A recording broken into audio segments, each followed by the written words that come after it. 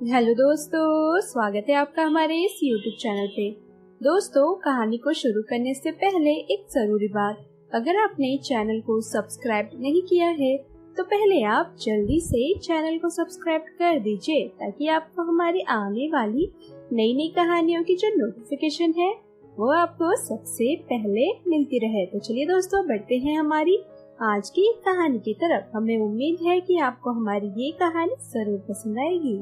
बैठक में बैठी संध्या राजीव के ख्यालों में खोई थी। वह नहाकर तैयार होकर सीधे यहीं आकर बैठ गई थी। उसका रूप उगते सूर्य की तरह था।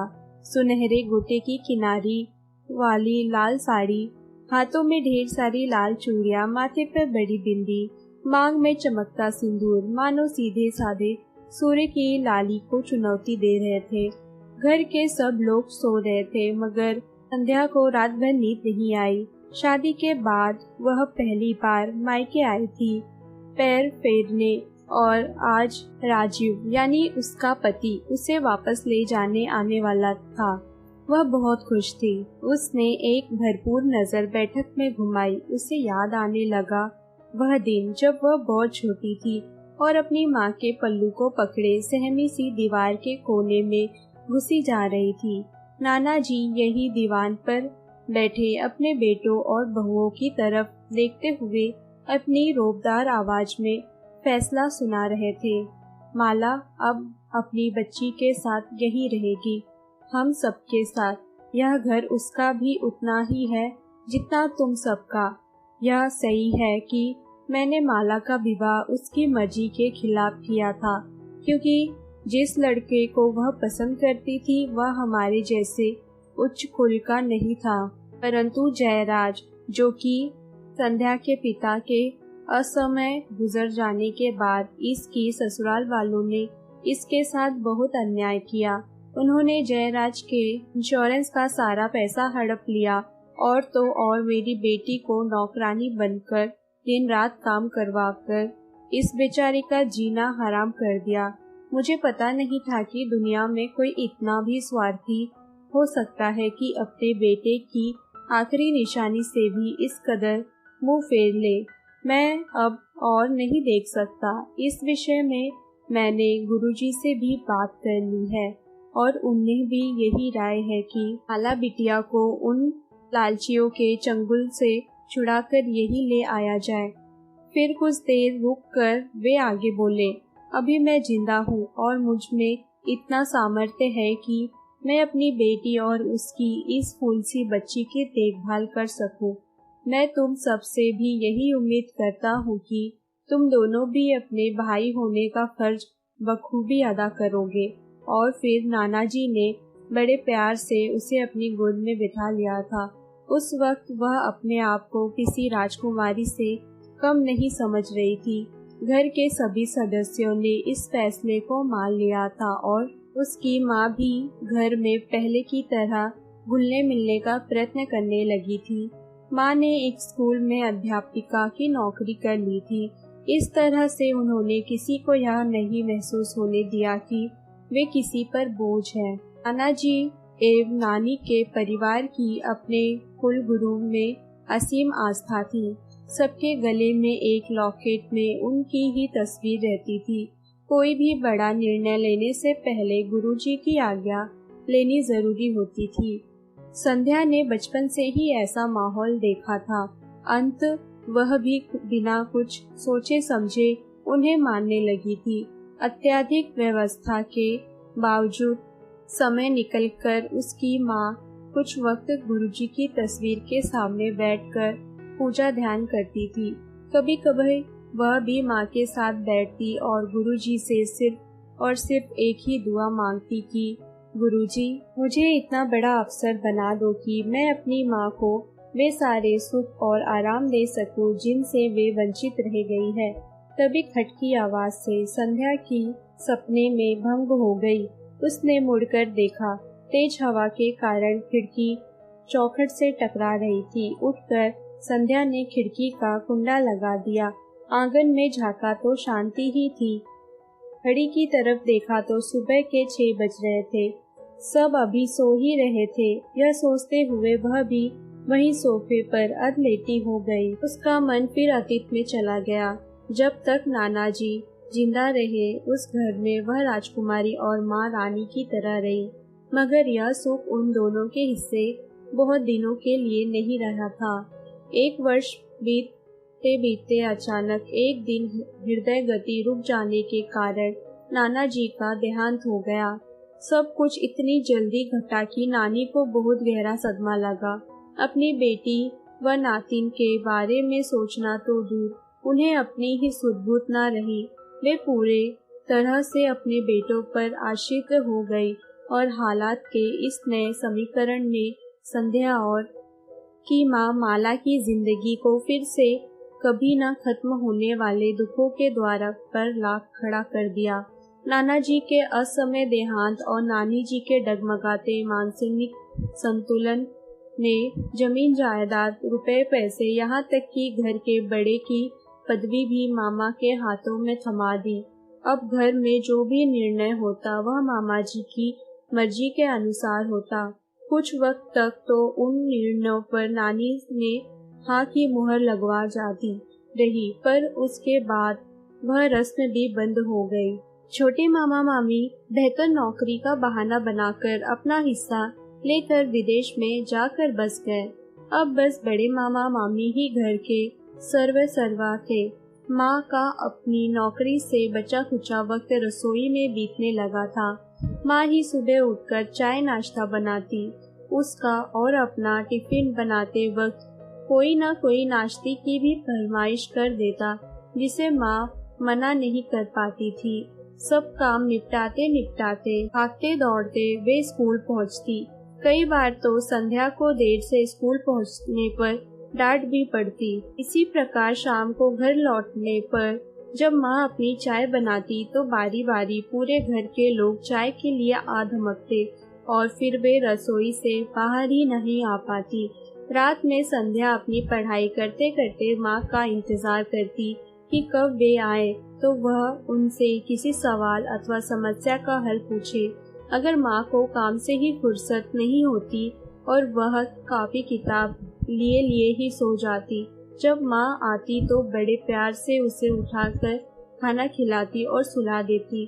फिर अगले दिन सुबह जल्दी उठकर उसे पढ़ाती। यदि वह कभी मामा या मामी के पास किसी प्रश्न का हल पूछने जाती तो वे हंसकर उसकी खिल्ली उड़ाते हुए कहते, अरे बिटिया, क्या करना है इतना पढ़ लिख कर, अफसरी तो करनी नहीं तुझे, चल माँ के साथ थोड़ा हाथ बटा ले, काम तो यही आएगा।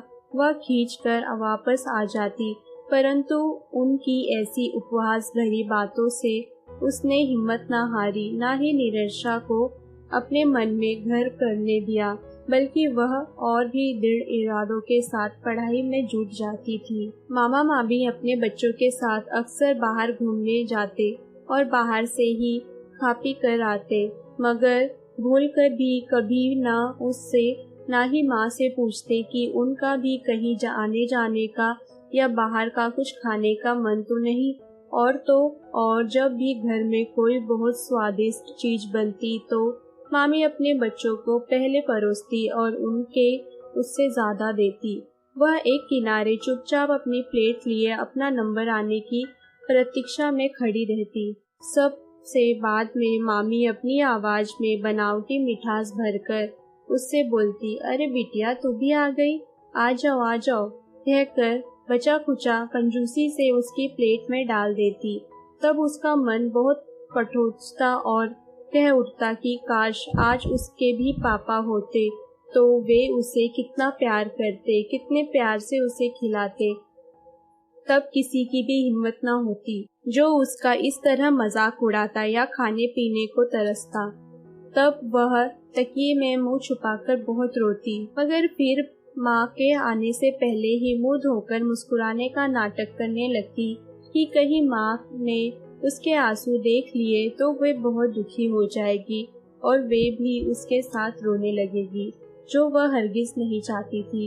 एकाध बार उसने गुरुजी से परिवार से मिलने वाले इन कष्टों का जिक्र करना चाहा, परंतु गुरुजी ने हर बात किसी न किसी बहाने से उसे चुप करा दिया। वह समझ गई कि सारी दुनिया की तरह गुरुजी भी बलवान के साथी है। तो वह छोटी थी तब इन सब बातों से अनजान थी, मगर जैसे जैसे बड़ी होती गई उससे सारी बातें समझ में आने लगी और इस सब का कुछ ऐसा असर हुआ कि वह अपनी उम्र के हिसाब से जल्दी और समझदार हो गई।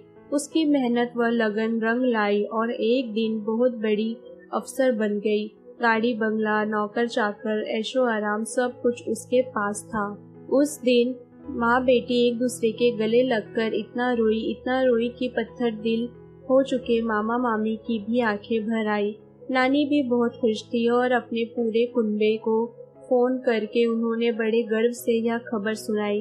वे सभी लोग जो वर्षों से उसे और उसकी माँ को इस परिवार पर एक बोझ समझते थे, ससुराल से निकाली गई, मायके में आकर पड़ी रहने वाली समझकर शक भरी निगाहों से देखते थे और उन्हें कहते देखते ही मुंह फेर लेते थे।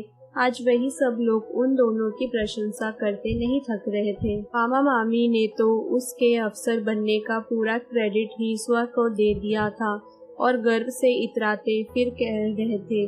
समय का चक्र मारो फिर से घूम गया था। अब माँ व संध्या के प्रति मामा मामी का रवैया बदलने लगा था। हर बात में मामी कहती, अरे जीजी बैठो ना, आप बस हुक्म करो, बहुत काम कर लिया आपने। मामी के इस रूप का संध्या खूब आनंद लेती। इस दिन के लिए तो वह कितना तरसी थी। जब सरकारी बंगले में जाने की बात आई तो सबसे पहले मामा मामी ने अपना सामान बांधना शुरू कर दिया, मगर नानी ने जाने से मना कर दिया, यह कहकर कि इस घर में नाना जी की यादें बसी है, वे इसे छोड़कर वे कहीं नहीं जाएगी, जो जाना चाहे वह जा सकता है। माँ नानी के दिल की हालत समझती थी। अंत में उन्होंने भी जाने से मना कर दिया। तब संध्या ने भी शिफ्ट होने का प्रोग्राम फिलहाल टाल दिया। इसी बीच एक बहुत ही सुशील और हैंडसम अफसर जिसका नाम राजीव था की तरफ से संध्या को शादी का प्रस्ताव आया।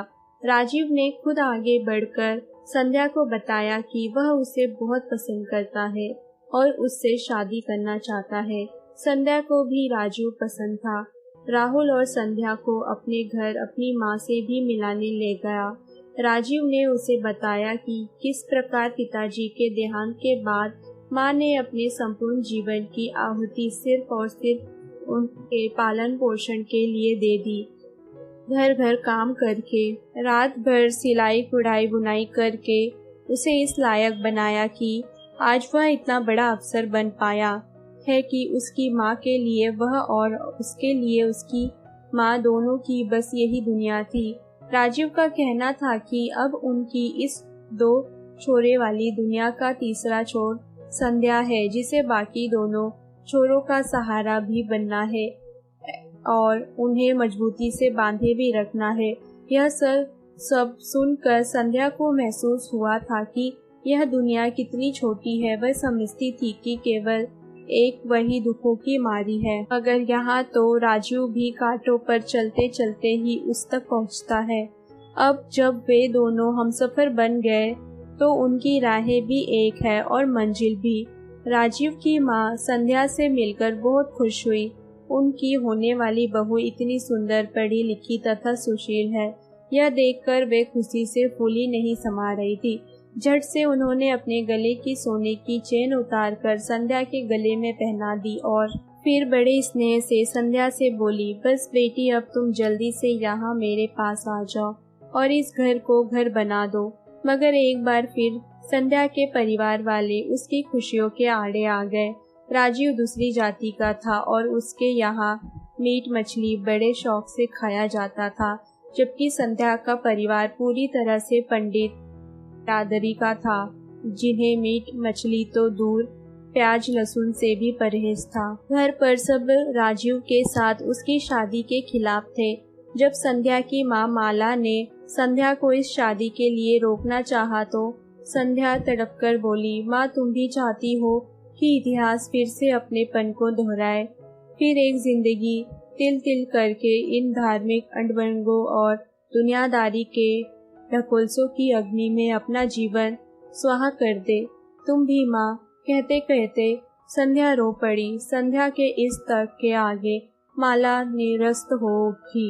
वे धीरे से संध्या के पास आई और उसके सिर को सहलाते हुए रुंधी आवाज में बोली, मुझे माफ कर देना मेरी प्यारी बेटी। बढ़ती उम्र ने नजर ही नहीं, मेरी सोचने समझने की शक्ति भी धुंधला दिया था। मेरे लिए तुम्हारी खुशियों से बढ़कर कुछ और भी नहीं। हम आज ही यह घर छोड़ देंगे। जब मामा मामी को पता लगा कि संध्या का इरादा पक्का है और माला भी उसके साथ है तो सबका आक्रोश ठंडा पड़ गया।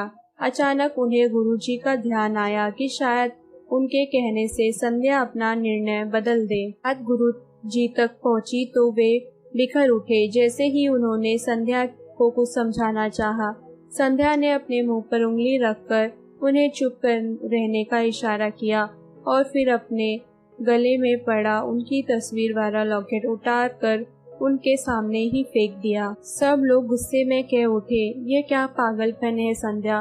गुरुजी भी आश्चर्य मिश्रित रोष से उसे देखने लगे। इस पर संध्या दृढ़ स्वर में बोली, बहुत कर ली आपकी पूजा और देख ली आपकी शक्ति भी, जो सिर्फ और सिर्फ अपना स्वार्थ देखती है। मेरा सर्वस्व अब मेरा होने वाला पति राजीव है। उसका घर ही मेरा मंदिर है। उसकी सेवा आपके ढोंगी धर्म और भगवान से बढ़कर है। कहते हुए संध्या तेजी से उठकर वहां से निकल गई। संध्या के इस आत्मविश्वास के आगे सबने समर्पण कर दिया और फिर खूब धूमधाम से राजीव के साथ उसका विवाह हो गया। अचानक बादलों की घड़घड़ाहट से संध्या की आंख खुल गई। आंगन में लोगों की चहलकदमी शुरू हो गई थी। आंखें मलती हुई वह उठी और सोचने लगी, यहाँ दीवान पर लेटे लेटे उसकी आंख क्या लगी। वह तो अपना अतीत एक बार फिर से जी आई। राजीव अब किसी भी वक्त उसे लेने पहुँचने वाला ही होगा। इस ख्याल से संध्या के चेहरे पर एक लजीली मुस्कान फैल गई। तो दोस्तों, ये थी हमारी आज की कहानी। अगर आपको हमारी ये कहानी पसंद आई हो तो कहानी को लाइक और शेयर करना ना भूलें दोस्तों, अगर अभी भी आपने चैनल को सब्सक्राइब नहीं किया है तो पहले आप जल्दी से चैनल को सब्सक्राइब कर दीजिए, ताकि आपको हमारी आने वाली कहानियों की जो नोटिफिकेशन है वो आपको सबसे पहले मिलती रहे। तो चलिए दोस्तों, मिलते हैं फिर हम एक और नई कहानी के साथ।